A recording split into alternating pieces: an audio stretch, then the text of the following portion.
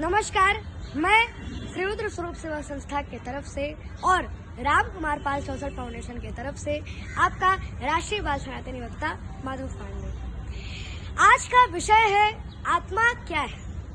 श्रीमद् भगवद गीता के 2 अध्याय के 23वां श्लोक में भगवान श्री कृष्ण ने अर्जुन से कहा है कि हे अर्जुन, आत्मा का कभी नाश नहीं हो सकता, क्योंकि आत्मा अजर, अमर और अविनाशी है, जिसे न शस्त्र काट सकते हैं, न आग उसे जला सकती है, न पानी उसे भिगो सकता है और न ही हवा को बुझा सकती है। अतः हे पार्थ, यह आत्मा तो एक ऐसा जीव है जो कि व्यक्ति के कर्म फल के अनुसार एक शरीर से दूसरे शरीर में भटकता रहता है।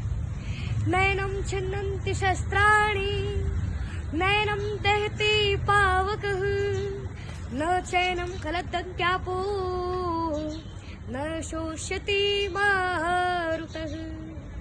अर्थात आत्मा को न शस्त्र काट सकते हैं, न आग उसे जला सकती है, न पानी उसे भिगो सकता है और न ही हवा उसे सुखा सकती है। Weapons cannot shield the soul, nor can fire burn it. Water cannot wet it, and nor can wind dry it.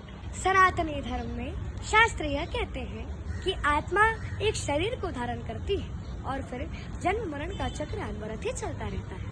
अतः हे पार्थ, एक डरा हुआ कायर व्यक्ति अपने जीवन में सैकड़ों बार मरता है, जबकि एक निडर या धीर पुरुष व्यक्ति अपने जीवन में मृत्यु के रहस्य को जानने वाला केवल एक बार ही अपनी मृत्यु का आलिंगन करता है। जैसे कि भूतपूर्व प्रधानमंत्री श्री अटल बिहारी वाजपेयी जी ने अपनी काव्य संग्रह मेरी 51 कविताओं में यह स्पष्ट रूप से लिखा है कि हे ईश्वर, मुझे इतनी शक्ति देना कि मैं अंतिम दस्तक पर मैं स्वयं उठकर कपाट खोलूं और अपने मृत्यु का आलिंगन करूं। योग योगेश्वर भगवान श्री कृष्ण ने गीता का ज्ञान देते हुए मृत्यु को परिधान परिवर्तन की संज्ञा दी है। जैसे कि हम प्रतिदिन स्नान करके नए वस्त्र पहनकर प्रसन्न होते हैं, वैसे ही इस जीवात्मा के पूर्व कर्मों के आधार पर मिलने वाले नए शरीर व साधन की प्राप्ति के लिए हमें शोक नहीं करना चाहिए, अपितु नए साधन की प्राप्ति के लिए हमें प्रसन्न होना चाहिए। भगवान श्री कृष्ण ने मृत्यु से ऊपर उठने की प्रेरणा दी है। जैसा कि अथर्ववेद में ताम मृत्युम दयता मां प्रमेष्ठा, मतलब कि मृत्यु तेरी रक्षा करे और तू समय से पहले न मरे। और फिर उत्तवा मृत्योर पीपरम कहकर भगवान ने यह संदेश दिया है कि हे जीवात्मा, मैं तुझे मृत्यु से ऊपर उठाता हूँ। मृत्योर मां पुरुषो दे, अर्थात हे मृत्यु, तू पुरुष को समय से पहले मत मार। गीता में भगवान श्री कृष्ण ने अर्जुन से कहा है कि हे पार्थ, देहधारी के इस मनुष्य के शरीर में जैसे बालपन, जवानी और वृद्धावस्था की प्राप्ति होती है, वैसे ही देहांतर की भी प्राप्ति होती है। अतः हे पार्थ, फिर पुरुष इसमें कभी मोहित नहीं होता। देहिनोऽस्मिन् यथा देहे कौमारं यवनं जरा, तथा देहांतर प्राप्त धीरस्तत्र न मोयति। देह का अर्थ है यह शरीर और देही का अर्थ है जो शरीर के भीतर रहता है, यानी आत्मा। यह सबसे पहले समझाया गया है कि देहिना अस्मिन् देहे, इस शरीर में जो शरीर का निवासी है वह आत्मा है, और यही आध्यात्मिक ज्ञान की शुरुआत है। देहा means this body and Dehi means who within the body. That is the first of all explained. Dehina asmin Dehi.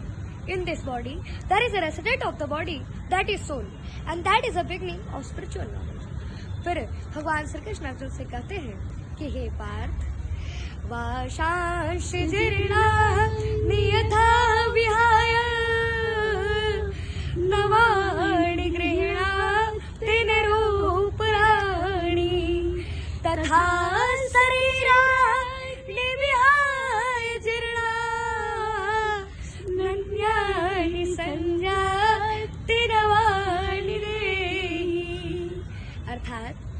जैसे हम पुराने वस्त्रों को त्याग कर, जैसे हम मनुष्य पुराने वस्त्रों को छोड़कर नए वस्त्रों को धारण करते हैं, वैसे ही आत्मा भी पुराने शरीरों को त्याग कर दूसरे नए शरीरों को धारण करती है।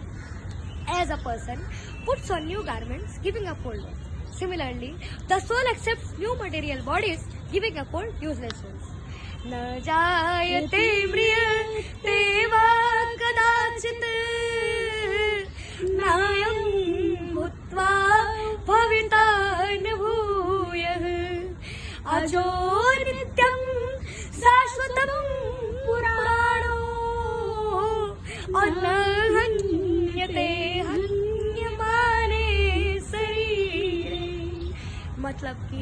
यह आत्मा किसी काल में न जन्म लेता है और ना ही मरता है और ना ही फिर अभाव रूप होने वाला है। मतलब कि आत्मा एक अजन्मा, नित्य, शाश्वत और पुरातन है। मतलब कि शरीर के नाश होने पर भी इसका नाश नहीं होता। Never is it born and never does it die, nor is it that having come to exist, it will again cease to be. This one is birthless, eternal, undying, ancient. It is not killed when the body is killed. और जिस प्रकार से श्रीमद् भागवत के श्रवण मात्र से ही राजा परीक्षित को मोक्ष की प्राप्ति हुई थी, उसी प्रकार से हम मनुष्यों और जीवात्माओं को भी श्रीमद् भागवत के श्रवण मात्र से ही मोक्ष की प्राप्ति होती है। जय जय श्री कृष्णा। राधे राधे।